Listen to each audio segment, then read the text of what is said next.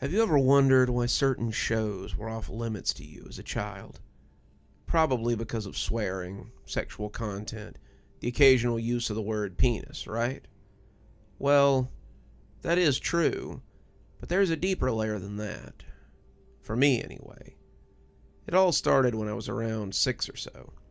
At this age, I loved to do everything that was exactly the opposite of what I was supposed to do. If you said, "Don't touch the cake" I made for my aunt's wedding, I'd probably end up devouring the entire thing in one sitting. So obviously, when my mother told me not to watch the Adult Swim portion of the Cartoon Network lineup, I made it my goal to watch it every night. I'd gotten away with it for a few nights. Every night, I would sit on the floor with the television remote in hand, giggling at how I was getting away with going behind my mother's back. Unfortunately, my fun didn't last forever. I would say I had only been sneaking out to watch the channel for about a week or two before my mother began to catch on. It started with her noticing that my various stuffed animals would be left on the floor in front of the television at night. Then she began to notice that I was more sluggish than usual, a huge sign pointing to the fact that I hadn't been sleeping. But the last straw was when she finally caught me with my face glued to the television screen. I can't recall what was on the screen exactly, but I do remember the word penis being repeated over and over in a chant-like phrase. Looking back, that could have easily been any Adult Swim show that has ever aired. I mean, just the other day I was watching a Mission Hill episode where some pervert whispered the naughty word over and over into a payphone.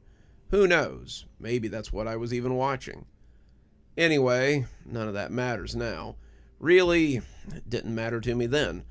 All that mattered to me was that I was caught doing something I was strictly forbidden not to do.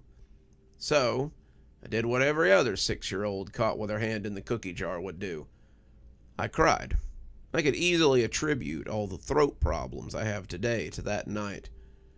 I'm pretty sure I busted a few things in my throat from crying so hard and long, begging for my mother's forgiveness. She stood firm in her decision, giving me an old-fashioned spanking before sending me straight back up to bed. It was always hard to make my mother angry, but once you did, she could be a real witch. Well, at least that's what I thought then. Actually, I appreciate being set right when I was. After that night, I vowed to never watch Adult Swim again. That, of course, was just one of many childhood vows I made to myself, like when I got that stomach ache from eating too much and vowed to never eat chocolate cake again. I probably could have kept my no Adult Swim promise had the shows not kept replaying in my mind. They were so different from the shows my mom let me watch. They were daring and forbidden, something I craved even as a kid. Not only that, but all my friends were watching these types of shows at school, even though we were only in first grade. About a week or so had passed after I had gotten caught. My dad had finally come for a visit. My parents had gotten divorced not too long after I was born, so I only got to see my dad when he would come out for a visit. It was the first time I'd seen him in nearly a year, so I couldn't wait to hear the stories he had to tell. My dad was always on the go with his job, traveling all around the country to chase storms. Why he enjoyed something like that, I'll never know. But to each his own, I suppose. Anyway, after listening to what felt like a never-ending number of stories about tornadoes and other storm phenomena, it was finally my bedtime. Luckily, I wasn't confined to the usual 8:30 curfew when my dad was visiting, so my mom let me stay up as long as I wanted. My dad had always been a pushover when it came to giving me anything I wanted. I think he felt guilty for never being able to see me, except for once every year or two. So, when it was nearing 1 a.m, he had no problem staying up to watch television with me. I sat in front of the TV with a smirk on my face. I knew that my dad would let me watch whatever I wanted, especially since he was an avid fan of nearly every adult cartoon on the market. I even recall wearing his South Park shirt, which easily draped past my feet when I was that age. My mom never liked that too much either, but I chalked it up to her being too protective. Okay, I'm trailing off into My Life the miniseries. Let's get on track. I asked as sweetly and politely as I could, the best pout on my face that I could muster, if we could watch a new show I found. I told him the channel. He didn't hesitate to turn it over, even though I'm positive he knew no kiddie shows were playing at that time of night. I remember receiving a jolt of the same feeling I had prior to my mom pulling the plug on me after hours of television fun. I felt excited, mischievous, and that subtle sense of fear that I always got from watching those cartoons. You have to admit that most of the stuff that plays on those lineups can be pretty scary to a 6-year-old. During the commercial break, I heard my dad snoring his signature snore that could easily be used in place of a foghorn. I was irritated by this, so I slid closer to the TV in order to be able to actually hear the show. I sat there, watching whatever show was on for a few minutes. Started to feel my excitement fade and be replaced by a feeling of paranoia, which I often got when I saw those types of TV shows on television. I kept looking over my shoulder, making sure the characters weren't there. Why? I don't know. I was a sensitive kid, and stupid things would scare me. I do remember the screen cutting from the show and transitioning to a black one, which was perfectly normal for Adult Swim, as they usually began commercials this way, and had many commercials where the logo of the channel is displayed in the black screen. This always caused my heart to stop a little. I hated the feeling of stillness and the silence of those commercials as a kid. It always made me feel uneasy. For some reason, the feeling was a little more intense this time. Not anything that would make you bolt out of your room, but I was sitting in silence with that feeling, growing stronger each second that the logo didn't appear. I noticed it was taking longer than usual, as if the station had gone into dead air. The screen jolted at that point, which I thought was a sign that the logo was going to appear. A logo did, in fact, appear, but it wasn't the logo I'd come to expect from the previous times I'd watched the channel. It was a simple logo, scrolled across the center of the screen with white lines. It wasn't too fancy, but the cleanliness and sharpness of the lines definitely made up for it. It was hard to tell what that logo was at first, as it just seemed to be a bunch of crisscrossing lines held within a thick box. It looked a lot like the National Geographic logo, if it had all its colors drained. As the logo began to fade into black, the sound that you usually hear before most movies in the 90s, I believe it's the THX sound effect, blared. I was surprised it didn't wake my dad. "We now present our feature presentation," a man boomed, sounding a lot like the person that narrated over movies in the theater. You know, the man that tells you to shut off your cell phones and buy a load of popcorn and candy. Instantly, I felt tons better. I figured that this was just how Adult Swim presented their movies. And after a day of watching nothing but Disney, I was excited to see the shows and movies all my first grade friends got to watch. The only thing I could think about was bragging to my friends that I'd seen an adult movie on the Forbidden Channel, not to be mistaken with porn, of course. The movie started with little droplets falling from a darkening sky. In the mixture of the translucent rain were droplets of scarlet, which was supposed to be blood, although it looked much more like the paint that's packaged in those old paint-by-the-numbers. Then again, you can't really expect much more than that from a low-budget Adult Swim film. Plus, blood wasn't exactly rare amongst their programs. It was just another reason why my mom didn't allow me to watch the station. After the shower of rain and blood, one of the main characters could be seen from a bird's eye view. His hair was a rich and vibrant purple color. However, the color was fading, The rain seemed to be washing it away, as you could clearly see purple dribbles sliding down the character's body. The scene cut to a close-up of the character's face. It was a young woman cartoon character. Her eyes were nothing more than slits of black, resembling an electrical outlet.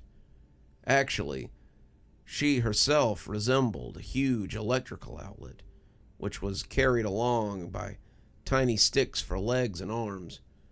Imagine the legs and arms from SpongeBob SquarePants and Frankendoodle. That's the best way I know how to describe it. Her pitiful excuse for an arm lifted upward, the camera panning up the span of the stick, zooming upwards until you could see a glass window. For whatever reason, her reflection wasn't present in the window. But as a kid, I didn't give that much thought. Perhaps if I'd paid attention to that detail, it would have unnerved me more than it did. While I felt a little frightened by the sharp camera angles, overly simplified character design, and the eerie piano music droning in the background, I was still determined to watch the movie in its entirety. I didn't want to face another day of school of being called mama's boy and chicken because I hadn't been watching things that were far out of my age range. The piano music seemed like it was coming from one of those old busted record players. In fact, it was. The camera panned up to the window. It steadily began to fade into the glass. It wasn't showing the contents of the room beyond the window. It was actually showing the inside of the glass. Once inside the window, you could see an overweight character drawn far differently from the female outlet. He almost resembled Santa Claus, having a long white mustache jutting from his upper lip and curling at the ends, rosy red cheeks that looked as though they'd burn your hands if you touched them, twinkling baby blue eyes that glistened as if they were made of glass themselves. This detailed drawing of a rip-off Santa Claus stood next to a table that was considerably out of proportion for him. Sitting on the table was an old record player. The base was fashioned from a beautiful block of wood, detailed with small bits of gold. The man turned the crank on the side of the box, creating that music that sent chills through my bones. At 6, I was used to things like Mary Had a Little Lamb, not the type of music that was played at funerals. Turn the crank, he suddenly sputtered as the camera zoomed into his hand turning the crank. The motions were agonizingly slow, forcing me to really feel the stillness of the movements. Turn the crank. I was beginning to feel less thrilled and more anxious. I took a moment to slide closer to the couch, where my dad was fast asleep, completely oblivious to the content on the television. While I slid, a long cranking sound was heard. It dragged on for what felt like a lifetime, growing louder and louder as it continued. I turned back to the screen when the sound caught my attention. The crank that the unnamed character was turning was being wound tighter and tighter, straining the gorgeous wooden base.